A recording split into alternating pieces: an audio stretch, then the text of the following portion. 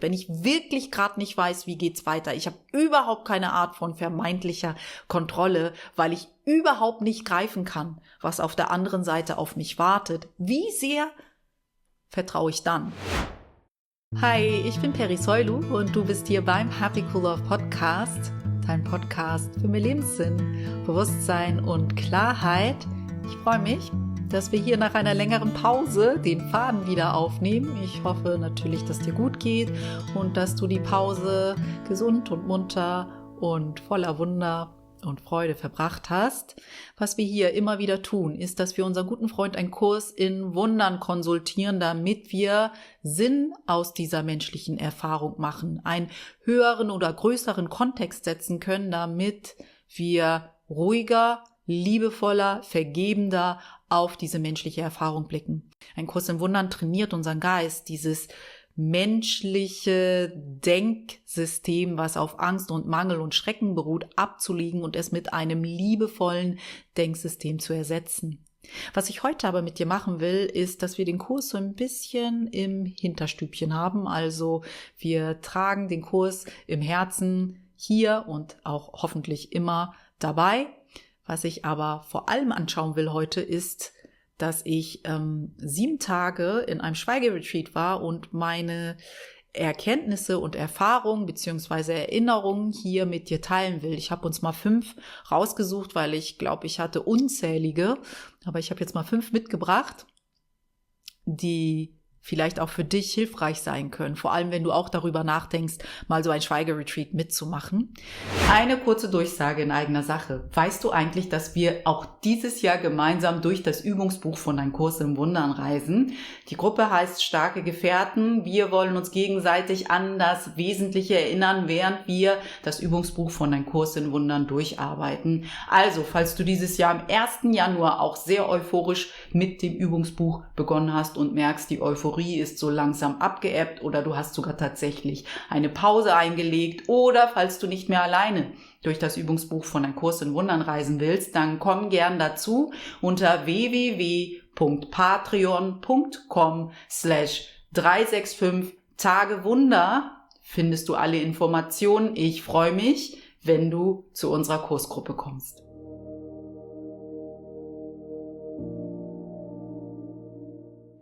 Meine Motivation bei diesem Schweigeretreat mitzumachen war vor allem im Oktober groß. Ich versuche schon so lange bei so einem Schweigeretreat dabei zu sein, aber es hat immer wieder nicht geklappt. Aber dieses Mal war alles perfekt. Es hat wirklich alles zusammengepasst, dass ich mich wirklich so fühlte, als wenn es so sein sollte. Vor allem, weil ich ja den Oktober auf Pause gestellt hatte. Ich dachte wirklich, ich mach mal nichts. Ich habe keine großartigen To-Dos. Ich habe ganz wenige Termine. Ich möchte mal einfach wirklich ganz bewusst eine Pause einlegen, weil ich weiß, wenn ich mal mehr oder weniger ein paar Wochen nichts tue oder keine Verpflichtungen eingehe, keine großartigen, dass die Welt davon nicht untergeht.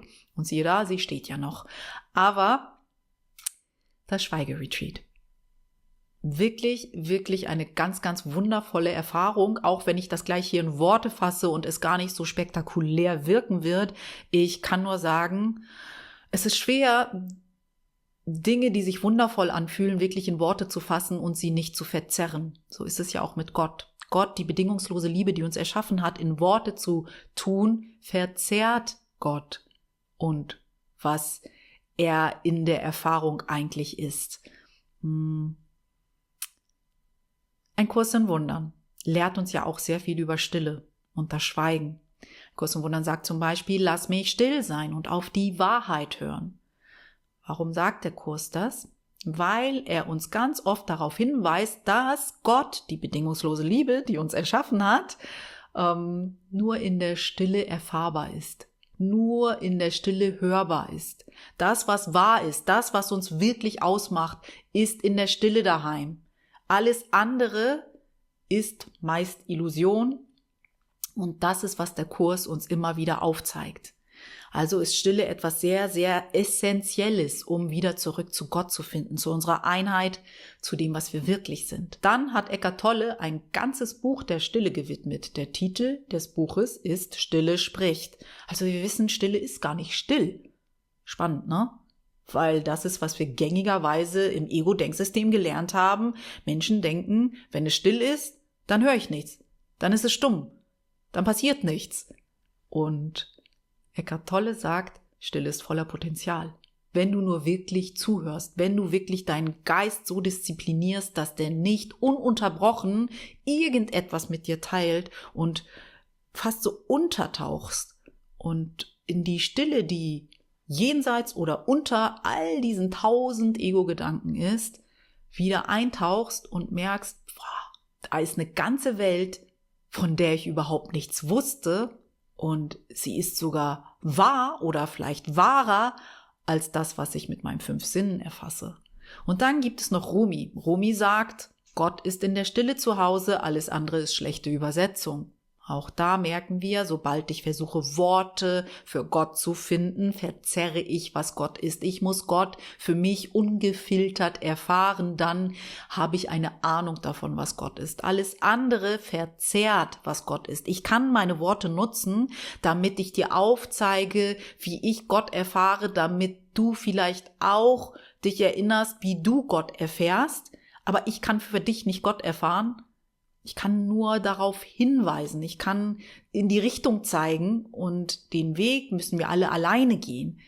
Und zwar direkt in die Erfahrung gehen, weil alles andere ist schlechte Übersetzung. Wir merken also, dass all diese wundervollen Quellen, Eckhart Tolle, Ein Kurs in Wundern, Rumi, uns aufzeigen, dass etwas ganz, ganz Wundervolles in der Stille ist. Dass im Grunde genommen alles, was wir immer wollen, wovon wir immer träumen, was wir denken, was wir haben möchten, in der Stille ist, aber wir oft verzweifelt im Außen suchen. Alles, was wir wollen, erfahren wir in dieser Stille. Alles. Sicherheit, Reichtum, Liebe, Geborgenheit, Frieden, alles steckt in dieser Stille jenseits von unseren Worten und jenseits des Geplappers vom Ego. Wie gesagt, ich möchte jetzt 5 Sachen mit dir teilen, die ich mitbringe aus dem Schweigen, aber sie können für dich tatsächlich total unspektakulär klingen, wobei sie sich für mich wie Wunder angefühlt haben. Ich habe wirklich das Gefühl, ich war auf einer Wunderwoche und es ist nach außen hin würdest du jetzt nicht sagen, dass da was ganz, ganz Spektakuläres passiert ist. Es war in mir und mein Bewusstsein, das durch dieses Schweigen und die Meditation so geschärft war, habe ich alles wirklich wie ein Wunder wahrgenommen oder das meiste. Das erste, was ich uns mitgebracht habe, worüber ich sprechen möchte, ist die Stille selbst. Ne? Also ich rede ja wirklich unglaublich gern. Ich rede sehr gerne darüber, was in meinem Herzen gerade los ist, wenn ich die Welt beobachte, wenn ich den Kurs dazu hole. Deswegen gibt's ja auch diesen Podcast. Ne? Du merkst, ich rede unglaublich gerne. Und ich hatte doch etwas Respekt davor, 7 Tage lang schweigen zu müssen. Beziehungsweise es war ja kein Müssen. Ich wollte es ja gerne. Ich wollte mich ja gerne diesem Experiment aussetzen, damit ich weiß, hey, was passiert eigentlich mit dir, Peri, wenn du mal 7 Tage sagst, ich halt den Mund. Aus diesem Teil deines Körpers kommt bitte kein Mucks. Und ich muss sagen, es war ziemlich einfach, nicht zu sprechen. Also ich habe mich natürlich auch nicht unter Druck gesetzt, dass ich gar nichts sage, weil von 100 auf 0 zu schalten innerhalb von einem Tag oder besser gesagt von einer Minute auf die andere, weil wir hatten am Abend des ersten Tages noch einen Vortrag und dann war offiziell die Stille eingeläutet und dann durftest du auf einmal nichts mehr sagen oder solltest du versuchen, nichts mehr zu sagen. Und mir sind doch ein paar Worte rausgerutscht, Hand aufs Herz. Na, und ich glaube, es ging allen so. Wir waren über 30 Leute und manche von uns haben manchmal Danke gesagt oder was auch immer so automatisch passiert, weil man einfach in Interaktion mit anderen Menschen ist, weil wir hatten ja auch jeder Aufgaben am Tag. Ne? Ich durfte Laub haken. Das war eine ganz, ganz großartige Aufgabe. Sowas hatte ich noch nie gemacht. Ich Stadtmensch. Und ich fand's so bereichernd. Ich weiß nicht, es hat mir so eine Freude gemacht. Nicht, dass ich glaube, dass ich gut war, aber es hat einfach Freude gemacht, so in der Natur, mit dem Vogelgesang, mit dem Sonnenschein, Laub zu haken. Wer hätte das gedacht? Und dann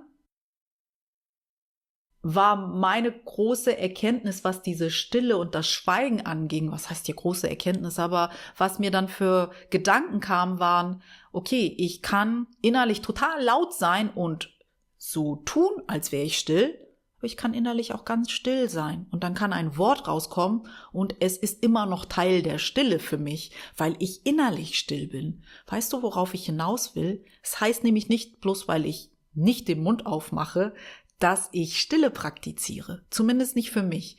Und das andere, was ich auch mitnehme, ist, wie bin ich eigentlich mit mir, wenn mir tatsächlich doch ein Wort herausrutscht? Bin ich dann streng? Mache ich mir ein schlechtes Gewissen? Hänge ich dann in meinen Gedanken ab oder kann ich das ziemlich schnell abschütteln, kann ich sanft mit mir sein, kann ich sagen, hey, das ist der Prozess, ich habe jetzt ein Wort gesprochen, das nehme ich jetzt an, wenn ich dagegen angehe, dann tue ich mir nur Leid zu und das möchte ich möchte gerne wieder im Hier und Jetzt mit meiner Aufgabe sein, also bin ich sanft mit mir, ich akzeptiere es und im nächsten Moment kann ich mich wieder für die Stille entscheiden. Wie wärst du mit dir umgegangen, wenn das deine Erfahrung gewesen wäre, dass du auf einem Stille-Retreat mal etwas gesagt hättest? Wäre das so schlimm gewesen? Weil manchmal war mir diese Stille zu ernsthaft. Ich weiß nicht, ob es jedem so ging, aber ich dachte manchmal, meine Güte, sind wir ernsthaft still.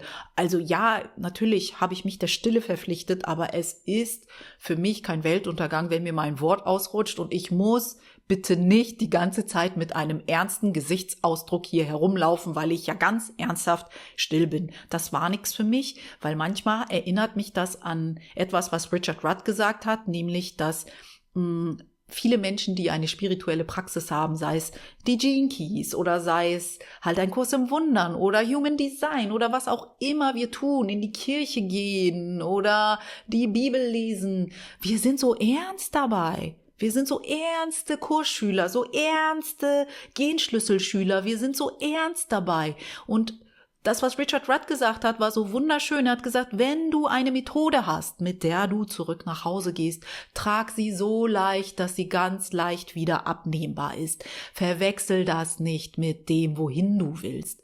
Und mach's dir nicht so ernst. Diese Schwere, die mit der Ernsthaftigkeit kommt, ich weiß nicht, wem sie nutzt. So, das war so das Erste. Schweigen ist gar nicht so schwer und vielleicht müssen wir das nicht in dieser totalen Ernsthaftigkeit machen, weil ich glaube, Ernsthaftigkeit ist wieder so ein Aspekt des Ego. Wenn ich dann die Genschlüssel angucke, weiß ich, dass Ernsthaftigkeit tatsächlich der Schattenaspekt des Genschlüssels 46 ist. Also es ist ein Ego-Archetyp. Ich komme mal zum zweiten Punkt, die Meditation, weil wir waren ja nicht nur dort, um zu schweigen, sondern um ganz viel zu meditieren.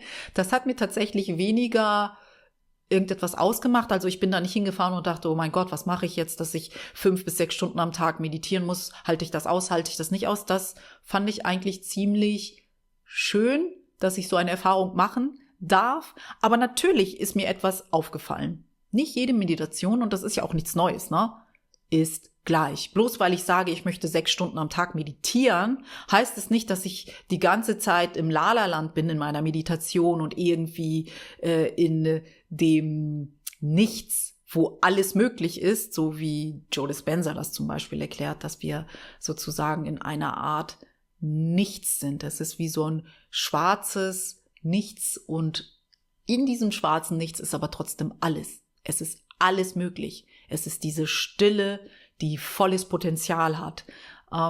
Das ist nicht, wo ich immer war. Ist natürlich, für mich ist das klar. Ich weiß nicht, wenn jemand 6 Stunden meditiert am Tag und nur dort ist, dann könnte ich mir vorstellen, dass man das in seiner Präsenz sehr merkt oder in ihrer.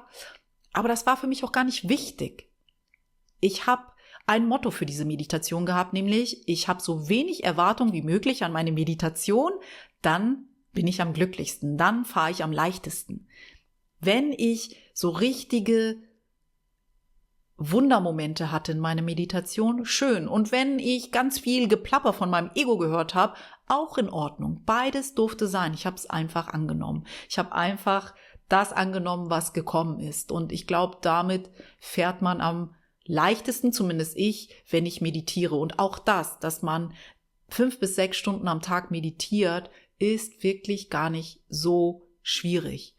Ich muss sagen, ich habe es als tatsächlich sehr einfach empfunden. Es war auch sehr schön in dem Sinne, weil Meditation und diese Art, sich auszurichten, dich so in die Gegenwart bringt und du auf einmal so ein kleines Experiment wagst mit, hey, wenn ich meditiere, dann habe ich genau nur diese Aufgabe, zu meditieren. Wenn ich gehe, dann habe ich genau nur diese Aufgabe, zu gehen. Wenn ich dem Vogelgesang zuhöre, dann habe ich genau nur diese Aufgabe, dem Vogelgesang zuzuhören. Oder wenn ich das Laub hake, dann versuche ich so gut wie möglich nur beim Laub zu sein. Ich gehe nicht in die Zukunft, ich gehe nicht in die Vergangenheit. Ich bleibe hier, ganz präsent, mit dieser einen Aufgabe. Ich mache es mir nicht komplexer. Und dadurch war mein Denken tatsächlich total einfach und ich komplett im Frieden. Also ich kann sagen, dass in dieser Woche ich unglaublich wenig Angstgedanken hatte. Ich habe mich selber einmal erwischt dabei, dass ich dachte, wow, ich habe gar keine Angst gerade. Kann das natürlich ganz schnell wieder switchen? Ja, ich bin mir sicher, dass das ganz schnell wieder anders sein kann. Aber ich nehme es an und zwar dankbar an, dass ich ganz viele angstfreie Momente hatte. Und das ist, was so ein Schweigeretreat machen kann. Und natürlich klingt das jetzt voll unspektakulär. Ja, toll, Peri, angstfreie Momente. Aber wenn du es selbst erfährst, so einen ganzen Tag angstfrei durch die Welt zu gehen, mehr oder weniger, dann ist das einfach wirklich ein wundervolles Gefühl. Oder eine wundervolle Erfahrung. Also, ich habe ja schon gesagt, dass dadurch, dass man meditiert und still ist, die Gedanken sich sehr reduzieren und die Komplexität der Gedanken sich sehr reduzieren. Und dadurch habe ich an Tag 2 schon ziemlich schnell gemerkt, hey, es ist sehr friedlich in mir. Es fühlt sich richtig gut an. Es war so ein dankbares Gefühl von Frieden, der mich so umhüllte. Und das war alles so ganz schön und einfach. Vor allem Einfachheit, glaube ich, war auch etwas, was ich mitnehmen kann. Wie komplex unsere Welt ist in der Zwischenzeit, wie viel wir alles haben müssen, damit es uns vermeintlich gut geht oder wie verbunden wir durch Technologie sein müssen, damit wir denken, wir verpassen nichts. Weil ich hatte da weder Laptop, noch Handy, noch Internet, noch Fernsehen, noch irgendeinen Zugang zum Wetter oder zu den Nachrichten. Und ich sag dir, ich habe nichts vermisst. Ich meine, ich weiß nicht, ob ich es vermisst hätte, wenn jemand gesagt hätte, das ist jetzt erstmal deine Realität und ich weiß nicht, wann es je wieder anders wird. Ich weiß nicht, ob ich dann ein anderes Gefühl hätte. Aber ich wusste, es ist für 7 Tage und ich kann 7 Tage mein Handy ausmachen. Ich kann 7 Tage ohne Nachrichten leben. Ich kann 7 Tage ohne Internet leben und siehe da, es war wirklich nicht schwierig. Es war eher sehr befreiend.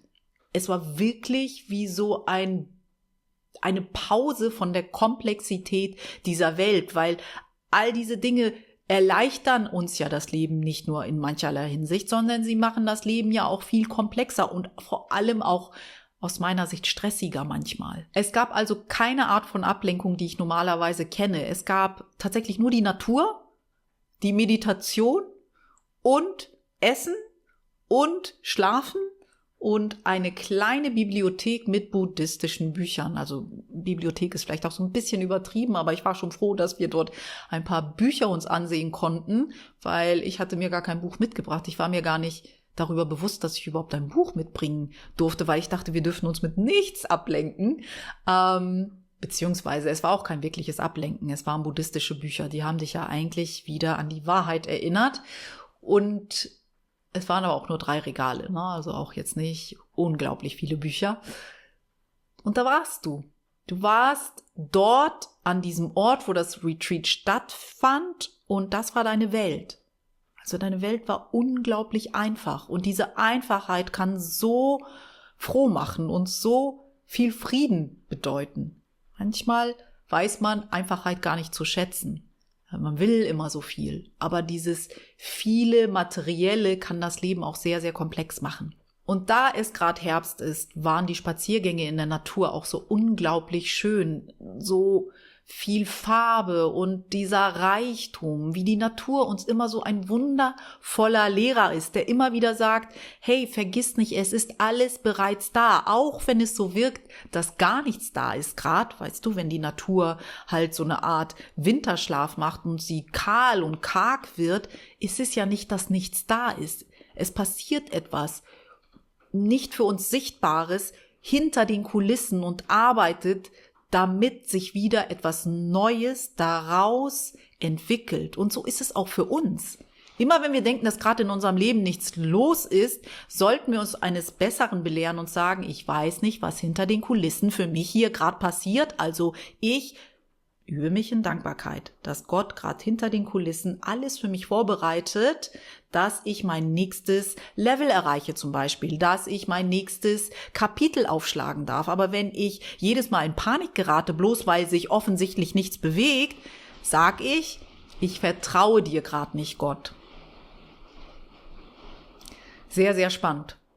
Die Natur hat so viele Farben, so viele Formen, hat so viel Reichtum und nichts davon wirkt erzwungen oder unter Druck erschaffen, so wie wir es oft tun. Wir verfallen irgendeinem Ziel und denken, wir müssen es erzwingen und wir sind nicht glücklich, bis dieses Ziel endlich da ist. Merkst du, wie das nicht das ist, wie die Natur uns das vorlebt? Und das ist auch etwas, was ich mitnehme. Wie die Natur uns vorlebt, wie einfach ein Prozess sein kann, wenn ich nur etwas Höherem vertraue, dass es mich durch diesen Prozess lenkt. So wie die Natur es tut, könnten wir es auch tun, weil alles ist immer bereits da. Die Frage ist, wo ist meine Perspektive? Wo ist meine Überzeugung und mein Vertrauen? An eine Sache aus Ein Kurs in Wundern musste ich tatsächlich auch denken während des Retreats, nämlich den Satz, Wunder sind Gedanken. Für mich heißt es, dass ich immer, wie ich eben gerade auch gesagt habe, alles ist bereits da. Ich kann immer eine wundervolle Welt sehen oder ich kann eine angstbesetzte Welt sehen, je nachdem, wo meine Wahrnehmung ist. Und wenn du den gesamten Tag 5 Stunden bis 6 Stunden meditierst, in der Natur spazieren gehst, schweigst und die Welt so von ihrer Komplexität befreist, wirst du, egal was vor dir steht, eher Wunder sehen als nicht. Und das ist, was mir passiert ist. Es wirkte alles so ganz, ganz wundervoll. Und in einer Meditation habe ich Gott tatsächlich auch gebeten, weil ich war trotzdem immer im Gespräch mit Gott, ne? Also nicht, dass ich dann irgendwie nicht innerlich trotzdem Gebete gesprochen habe oder mich mit Gott unterhalten habe, das ist trotzdem passiert. Ich speichere das trotzdem unter Schweigen, weil ich denke, mit Gott zu sprechen ist jetzt nicht wirklich lautes Ego-Getöse. Aber da habe ich Gott gebeten, mir eine Überschrift für dieses Retreat zu geben. Irgendein Hinweis, was das Retreat für mich bedeutet. Und dann war ich in dieser Bibliothek, diese 3 Regale, es war aber tatsächlich sehr süß, diese 3 Regale mit den fast nur buddhistischen Büchern, also die Lehrreden von Buddha und so weiter, ein paar Magazine von Thich Nhat Hanh, da gibt es so ein Magazin, das heißt Intersein, finde ich tatsächlich total schön. Und dann gab es aber dieses eine Buch, das nicht nur Buddha auf dem Cover hatte, sondern tatsächlich auch Jesus. Da dachte ich, okay, das Buch muss für mich sein. Und ich hatte ja auch darum gebeten, dass Gott mir irgendwie sagt, was ist das Motto für dieses Schweigeretreat bei mir? Und dann habe ich das Buch aufgeschlagen und es ist geschrieben von einer Buddhistin, die katholisch erzogen worden ist und dann zum Buddhismus überkonvertiert ist. Für sie sind beides Religion und sie vergleicht in diesem Buch den Buddhismus mit dem Christentum und schaut, wo sind Parallelen, wo unterscheiden sie sich, was können diese Religionen voneinander lernen. Und ich weiß nicht warum, aber ich habe in diesem Buch gelesen und ein Wort, bei dem bin ich ein paar Mal stehen geblieben, nämlich das Wort Gottvertrauen. Gottvertrauen. Wie sehr vertraue ich eigentlich auf Gott? Und ich würde sagen, ich vertraue ganz schön auf Gott. In vielerlei Hinsicht vertraue ich ganz schön auf Gott. Aber was ich bemerke, ist, wenn mein Leben richtig, richtig, richtig chaotisch wirkt oder richtig, richtig durcheinander wirkt, wenn ich wirklich gerade nicht weiß, wie geht's weiter. Ich habe überhaupt keine Art von vermeintlicher Kontrolle, weil ich überhaupt nicht greifen kann, was auf der anderen Seite auf mich wartet. Wie sehr vertraue ich dann? Und das darfst du dich auch mal fragen. Wann hört dein Vertrauen auf und wann beginnt deine Panik wieder, wenn es darum geht, dass du nicht kontrollieren kannst, was als nächstes passiert, wenn es nicht vorhersehbar ist, was für dich als nächstes dran ist, was du zu tun hast, wer mit dir geht oder sonstige Parameter, die einfach nicht einschätzbar sind für dich. Wackelst du dann? Oder hast du Gottvertrauen?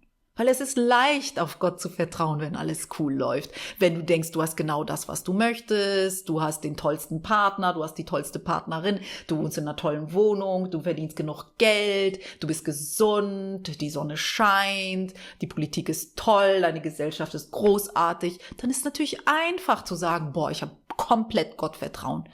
Ich glaube, es zeigt sich erst, ob du wirklich Gottvertrauen hast, wenn du siehst, nichts für mich ist hier gerade kontrollierbar. Gar nichts. Kein einziger Aspekt in dieser Gleichung ist für mich kontrollierbar, bis auf meine eigene Einstellung. Vertraue ich, dass Gott immer mein Bestes will, egal was sich mir zeigt.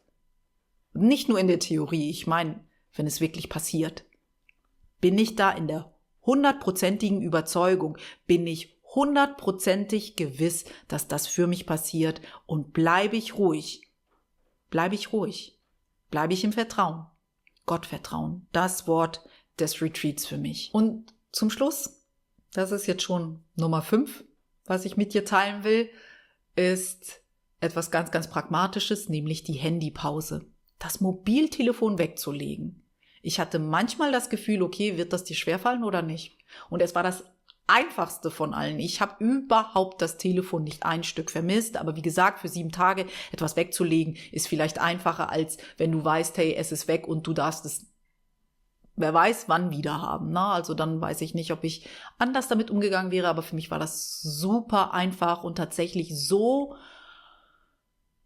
befreiend, will ich mal sagen, nicht andauernd 24/7 erreichbar zu sein. Und was mir dann auch für ein Gedanke gekommen ist, dass ich sehr, sehr dankbar bin, dass ich eine Kindheit hatte, wo das Handy noch keine Tatsache war, wo ein Computer fast keine Tatsache war und wir tatsächlich als Kinder raus mussten, um etwas zu erleben und Freundschaften pflegen mussten, nämlich face to face, nicht irgendwie über irgendein Bildschirm, und dass ich dafür sehr, sehr dankbar bin. Und ich glaube halt tatsächlich, dass wir so ununterbrochen erreichbar sind, dass das zu dem Stressfaktor des modernen Lebens echt wirklich etwas beiträgt. Und da fällt mir tatsächlich der Genschlüssel 52 ein, weil der in seiner Schattenfrequenz nämlich Stress trägt.